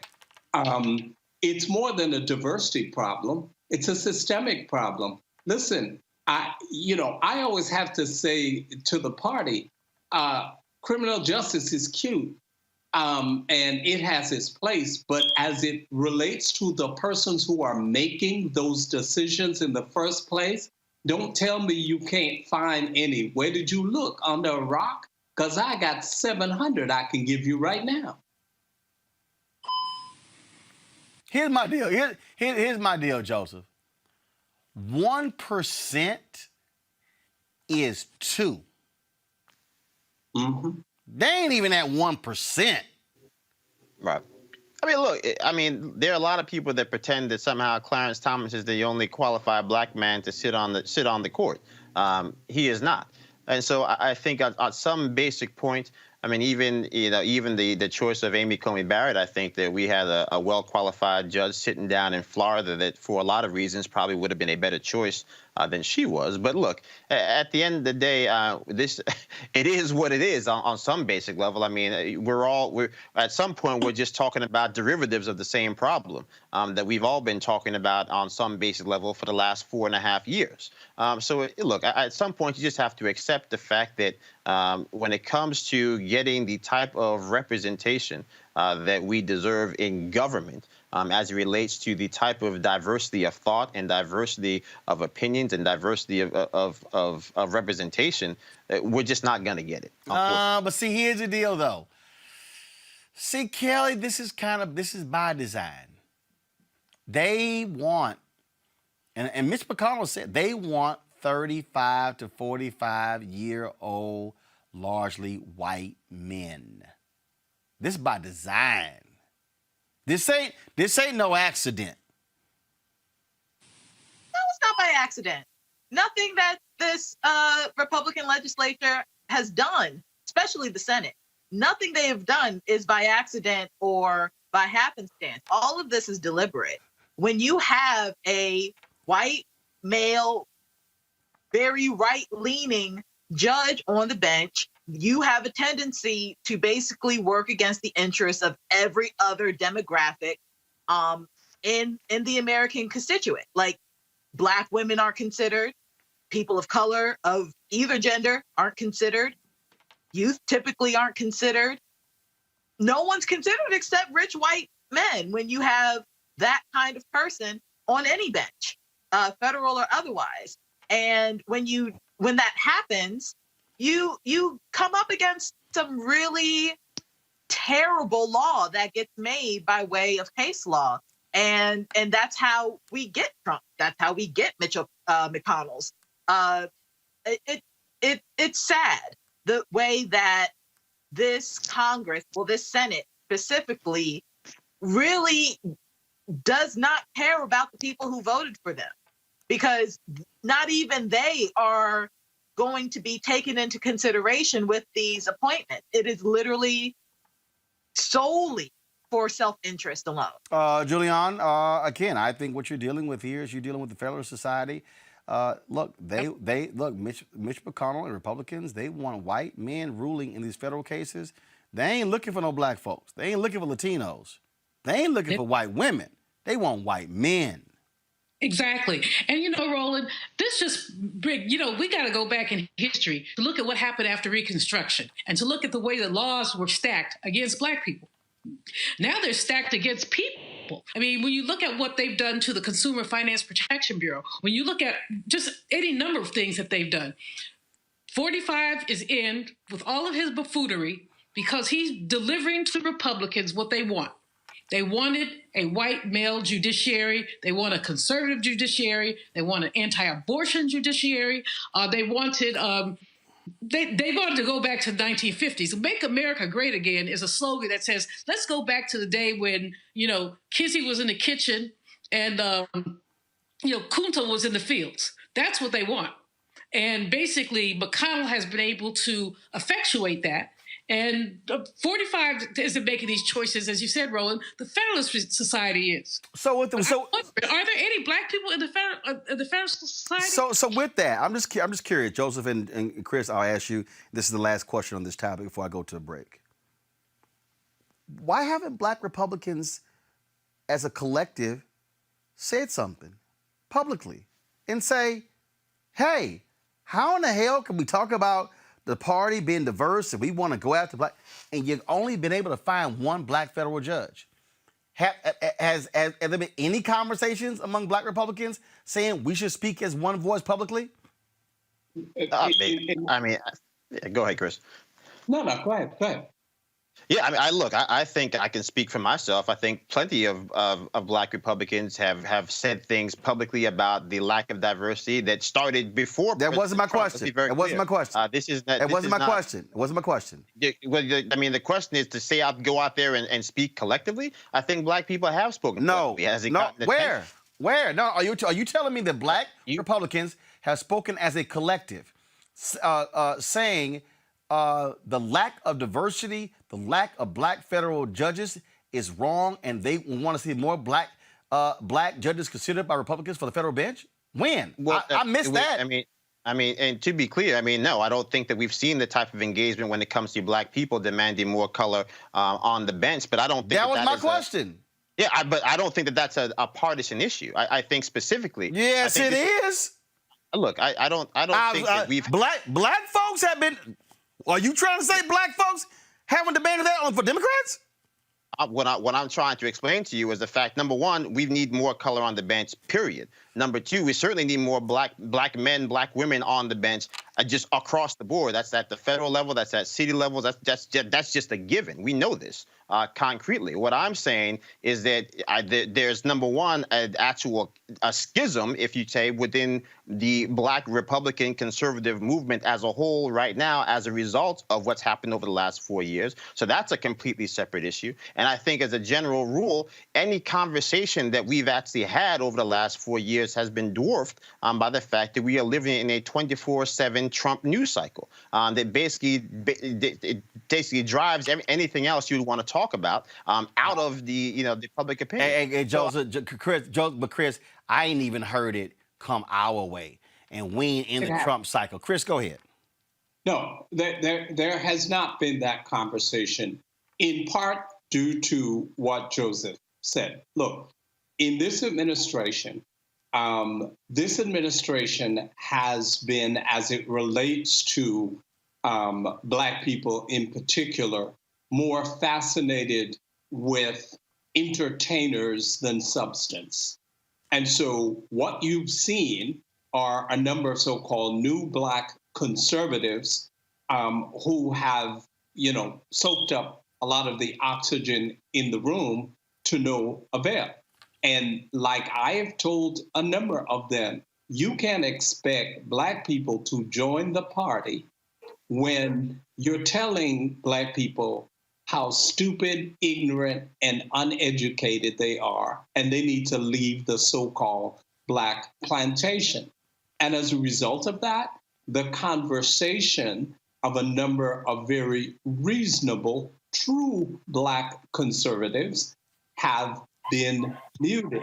And as a matter of fact, I am sure that after this story, I am going to be receiving significant hate mail about that. But you know what? The difference between me and a number of people who run in that circles, I don't need anything from any administration, period, end of story. So I'm going to say what I got to say. All right, Dr. Chris Metzler, I surely appreciate it, man. Thank you so very much for joining us. My pleasure. Go on to a break. We come back, we'll talk Pfizer and their promising vaccine for coronavirus. That is next. Plus, crazy-ass white person, a Republican in Pennsylvania. Did he send out the wrong tweet under his main account? Does he have a burner account where he pretends to be a Black gay Republican? Wait till I explain on Roland Martin Unfiltered. So because of friendships like yours, that's what made me figure out that, my vote did matter and that it was important for me to vote and get out there, even if I wasn't doing everything, perfectly, just trying and then learning from the mistakes, whatever mistakes that I made, and trying again and getting better the next time that I went out to vote or to speak about something, political. That's the start. That's the way that we do it, because we can't go back and undo, I can't go back in time and make myself be at the polls when I wasn't. So that's where the civic sense comes in. But I can start now. And that's what, I started when I started. And now I'm a part of more, political drives to get other people to vote. I'm not the world's smartest when it comes to politics. I'm the first to admit that. I'm not even the second or third. But I'm trying, and I think that's really the message here, Get out and vote because it does matter. Your vote absolutely matters.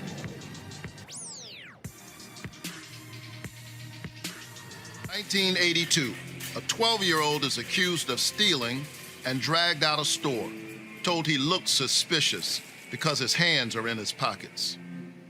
I'm Raphael Warnock, and that boy was me. Back then, I didn't understand how much the system works against those without power and money, that the rules were different for some of us. Too often, that's still true today, especially in Washington. I approve this message because it's time for that to change." I'm John Ossoff, and too many are struggling to afford prescriptions. One change in the law would make a huge difference.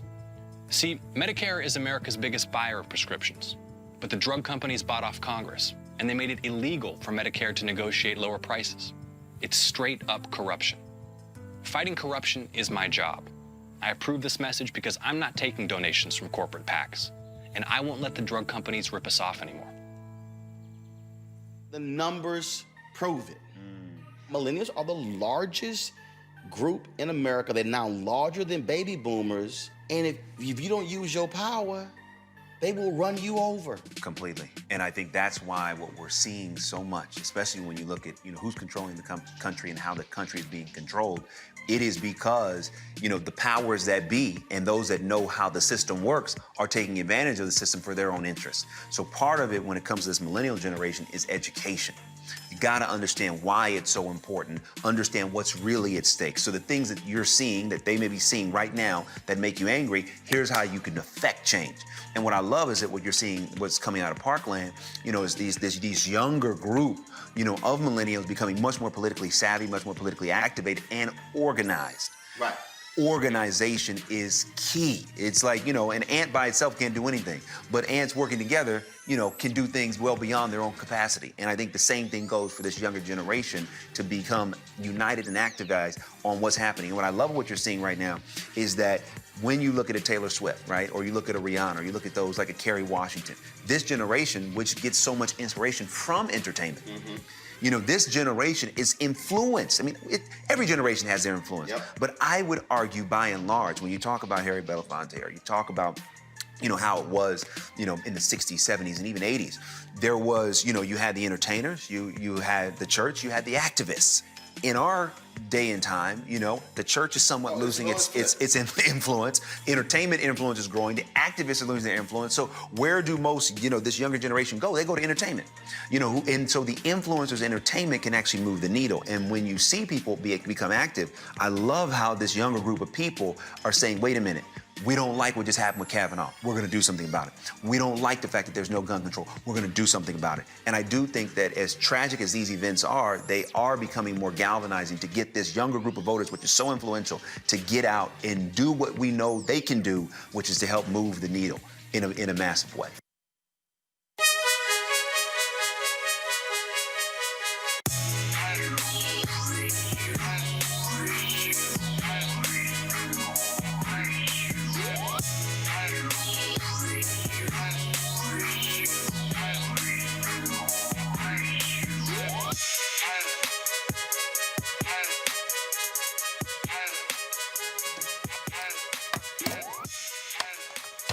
All right, the folks at Seek.com, folks, they, of course, have these amazing products founded by Mary Spiel. It's a black-owned virtual reality company. You can check out their content on Seek.com.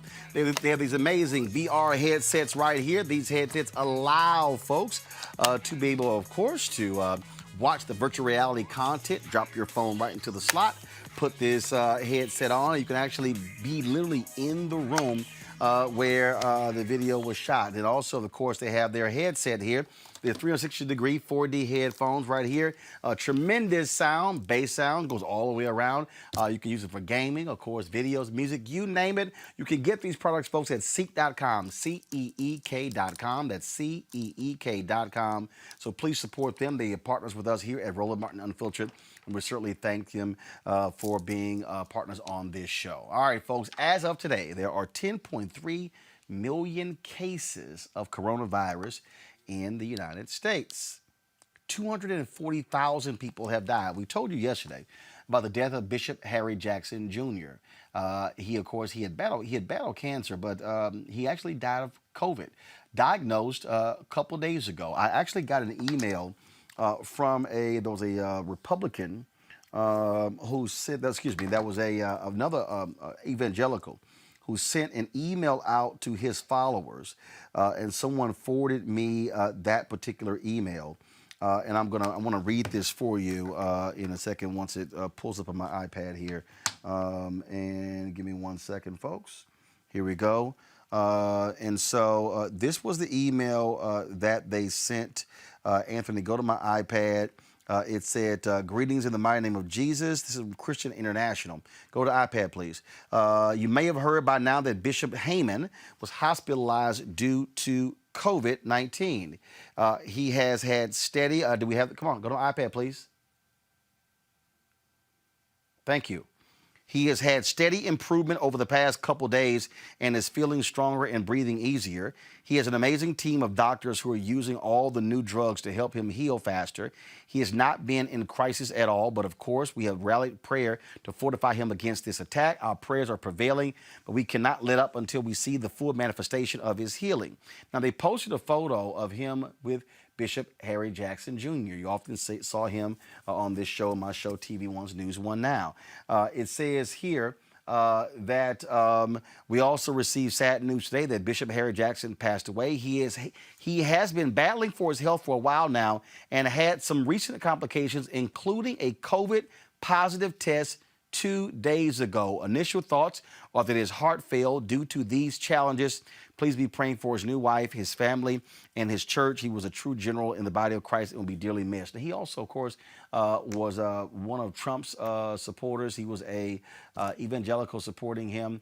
One of his spiritual advisors. There's this video of him praying, if you will. I think it was Easter. He was praying in the White House. But the reality is, he was at that event, that is September 26th super spreader event that took place at the White House for Amy Coney Barrett, and he was there. Now, of course, folks, even though we have the early promising results from Pfizer's COVID-19 vaccine trial, a number of questions are still unanswered about it, as well as when the average person can get a shot. Now, Pfizer's vaccine is a new type of technology. Joining us now is infectious disease specialist, Dr. Alexia Gaffney. Doc, glad to have you back on Roland Martin Unfiltered. Tell us what you know about this particular vaccine. Pfizer announced 90% effective rate. They think they'll be able to have a massive number of dosages in 2021. Just your thoughts on it thus far. So the vaccine is an mRNA vaccine, which is not how we typically produce vaccines. So what this vaccine does when a patient is injected with this mRNA, it is basically the blueprint that the body needs to make a particular protein. So our body's cells will make what is equivalent to the spike protein that is on the surface of the coronavirus. And in response to the presence of this abnormal protein, the body's immune system will then begin to make antibodies, which is how our body fights infections, as well as produce possibly T cells, so the types of white blood cells that tell our body, hey, there's a foreign invader here. And that, according to this initial data from Pfizer, has shown efficacy rates of at or above 90% in their very preliminary clinical trials. What does that mean? Does it mean that do you take this before you get COVID, or do you take it after you've contracted COVID?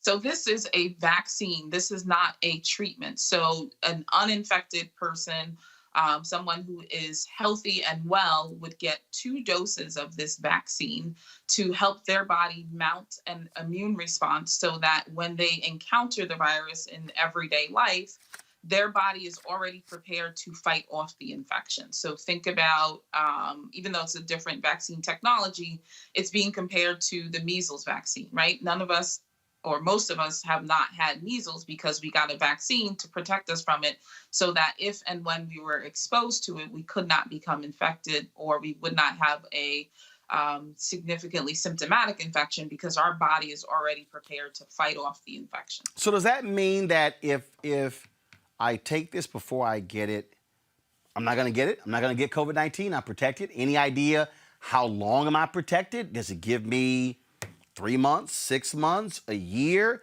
Do I have to keep taking it once a month? Do we know anything?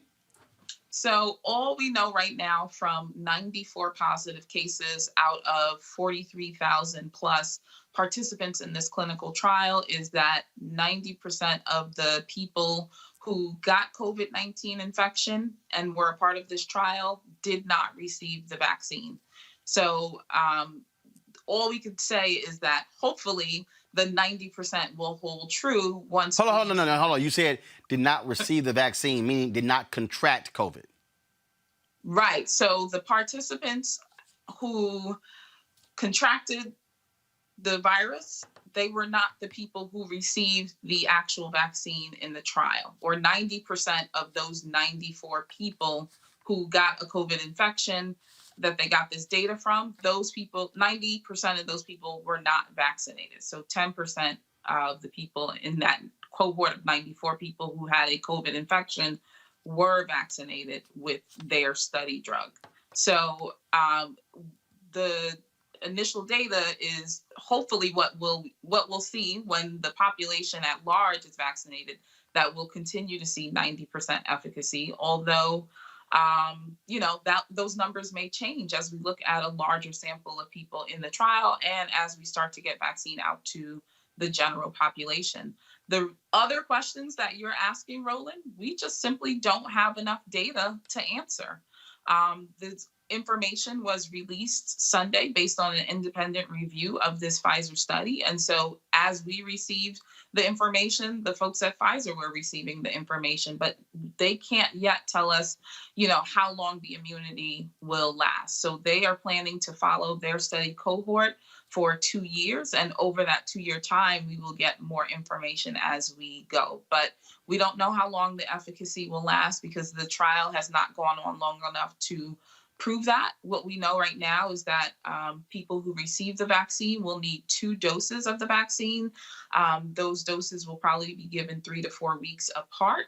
And we just have to hope that the efficacy that was seen in this small cohort of patients in this trial continues to hold true as more and more people get vaccinated. All right, then, Dr. Gaffney, we appreciate it. Thanks a lot. Absolutely. Thanks for having me on, Roland. You.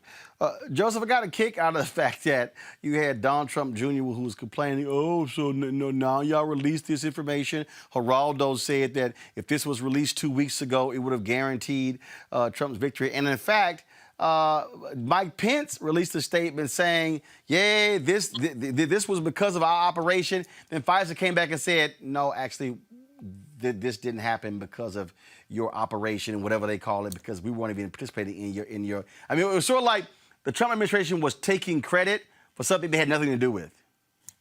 Well, look, it was a 2-part thing, right? So it's like they weren't necessarily a part of Warp Speed, but then the contract that they were actually given, that had the funds allocated for, came out of Warp Speed. Look, it's a mixed bag. I think, again, to the point that's been beaten home today, is that obviously when it comes to the Trump administration, it's very difficult to know what to take seriously and what not to take seriously. I think to our point, I mean, one of the things that I would like to know more about this Pfizer case, obviously early on your show this year, you had the presidents of Xavier and Dillard come on talking about the fact that we had African-Americans who were underrepresented in some of these studies. And so, again, what is the efficacy as it relates to people of color? What are the issues that we're going to be dealing with as it pertains to, is this going to be approved for Black people to take? Is this going to be approved for women to take? Obviously, there are certain drugs, blood pressure medications and the like, that they have certain restrictions because there weren't enough people in these cohorts. Or those are the types of things that hopefully we can get to come out of this and get out of such of a Trump-centric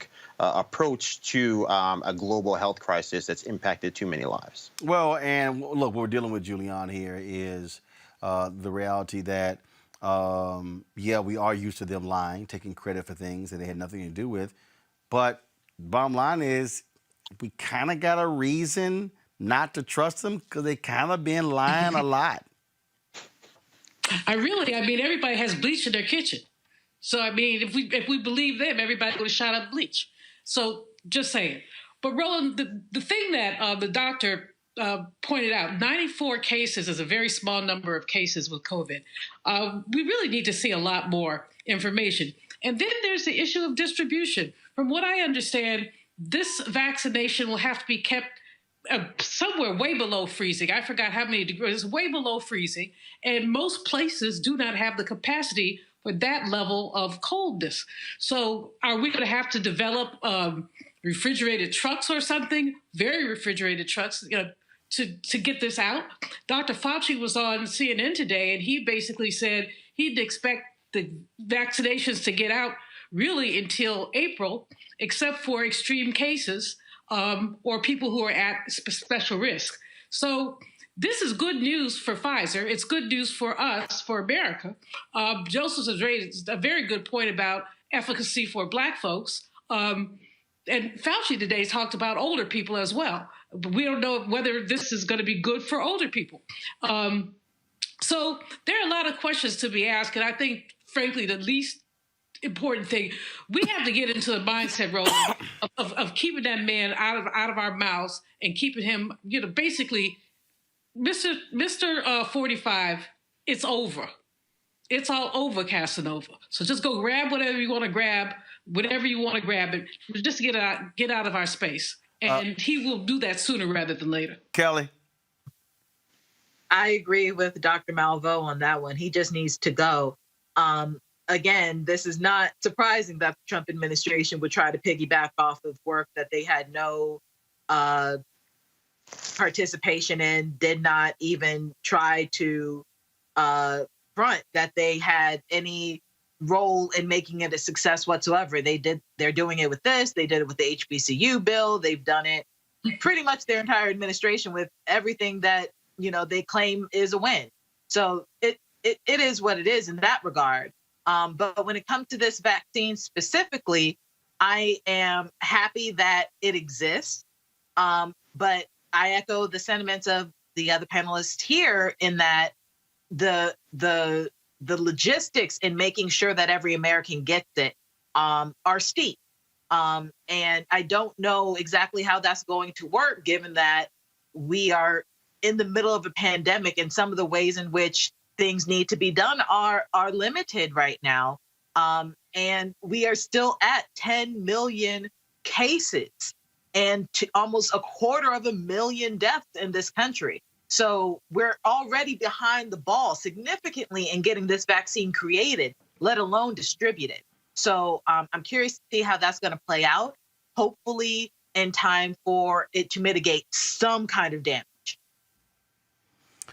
All right, folks, y'all know what time it is. No charcoal grills are allowed. I'm white. I got you, Carl. Yeah, illegally selling water without a permit On my property. Whoa! Hey!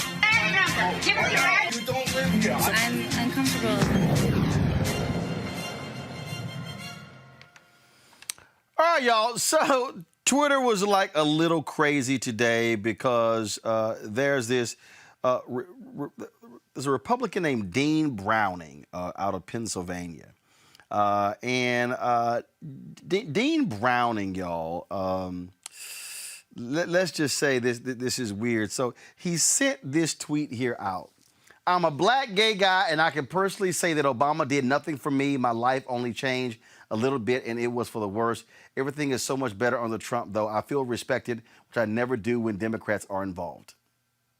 Folks are like, Dean, you're white. So what are you talking about? So then Dean decides to go, no. That I was actually responding to somebody else, and my tweets got, so that's really what happened. I was responding to somebody else. So that's really what happened there. That really wasn't me. So please forgive me. This whole deal. Now we're hearing he tweets Patti LaBelle's son is all kind of drama. You talk about crazy, Joseph. But I really got to laugh at that one. That this white right-wing conservative really got himself caught up in a crazy one today on Twitter. Folks saying he's pretending to be a black gay man under his burner account. I mean, I've often said to people, wouldn't it just be easier for us to engage honest-to-God black people rather than have to pretend to be them on the internet? And this is not the first time this has happened. It won't be the last time that's happened. There are plenty of salacious and felonious accounts out there pretending to be black Republicans. It shouldn't be that hard to find a black Republican if Republicans actually started showing up in black communities and doing the work to demonstrate love and care of black people. So look, this is a perpetuation of what we've been dealing with. It's the kind of insincere outreach and this trying to be masked in these anecdotal evidence of things that do not exist. And pretty crazy. But this was, Julian, was a part of the disinformation campaign by the Russians in 2016, where, look, Twitter and Facebook have busted of these troll farms impersonating black people. And so we've seen this. That actually has happened. It has happened, and of course, in 2016, I think we were somewhat vulnerable to it. Some people believed it. Some people got tweets that had lies about Hillary in them, other things, and people believed them. This just is hilarious, and I don't know to what end this man chose to impersonate a gay black man. I mean, I can't understand his logic, but I'm not trying to figure stupid out. Kelly. I mean, she took the words out of my mouth. This is stupid. This is absolutely stupid. It's like what happens when you try to be, what is that lady's name? Who pretended to be black to be in the NAACP? Oh, and the girl out in I know. You know who I'm Out talking there in Seattle. Yeah, we don't really care. Go ahead. I mean, it's like a Twitter version of that, only it happened in Rachel Dolezal. Dolezal, thank you. But it's like a Twitter version of Dolezal, only in a very small fraction of the time. We caught it in time for not a whole lot of damage to be done. But this is really dumb. And it's actually like a recurring pattern. Outside of Russia using bots for trying to be black people, there are actually white people out there with fake black people accounts to act like black people, purporting to be Trump supporters, purporting to be anti-black and embracing white supremacy and stuff. So this, again, I've been saying this all day on your show. This isn't surprising to me. It's just sad. It's really, really pathetic that people think that they can keep doing this without, and get away with it. Well, we do have to understand, look, misinformation has been targeted at black people, and it has been effective, especially with black men. Panel, I certainly appreciate it. Joseph, Julian, and Kelly, thank you so very much. Hey, folks, if y'all want to join our Bring the Funk fan club, please support what we do. Let me give a shout out. These are folks that actually sent in checks and money orders today. Tony Lund, thank you so much. Charlene Logan, Kevin Jackson, Mr. and Mrs. Gary A. Lloyd Sr., Sidney Scott Jr., Shonda Yvette Scott, Anthony Thomas. Let's see, Sherman Henderson, Robert T. Wallace, Renee Yancey, John McMillan, and Vivian Smith. Folks, we thank all of you. Sherman dropped us a note. You are doing a good job. I hope this will help to get your live truck. Sherman, we working on that, trust me. We love you, Roland. Keep up the great reporting. Keep us informed. That's Gary Lloyd from Monroe, Louisiana. I think, let's see, Mr. Martin, you're doing a marvelous job. I appreciate it. Thank you, Roland, for your show. I have learned so much. I was born in 1959 during Jim Crow days, and I saw with my parents making plans when it was time to vote. I would always ask my parents, why do we have to sit on the back of the bus? Why does it say colored only? Why did they kill or shoot those people? Learning about my rights as a black man in this country is very important to me. Learning about how the elections work from local to the White House is truly educational. Even reading and researching all the candidates on your ballots, knowing how to track your ballot, understanding your right to vote, understanding the Senate and House of Representatives, learning what the midterms are all about. So I said to myself, if I can support Democratic Party with the little money I have, I can surely support my brother, Roland Martin. Man, I certainly appreciate that. Thank you so very much, folks. That's the impact we are having with this show. Y'all can support us. We probably are moving close to 14,000 fans.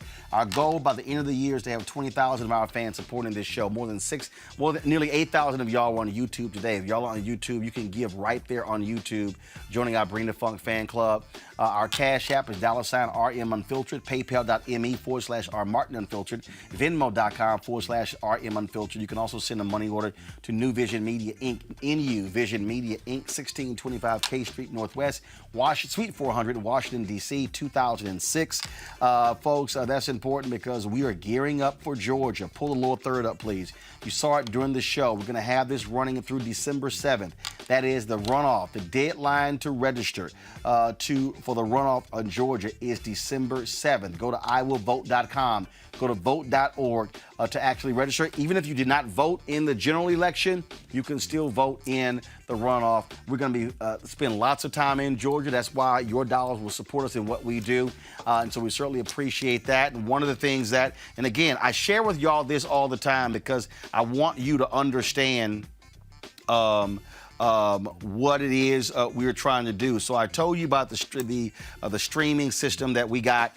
And so y'all remember on election night, we were trying to go live to the folks down at Black Lives Matter Plaza, and we were having problems going live. Well, part of the problem is because there were so many people and other folks streaming. And so what we're doing is we saw that was a problem.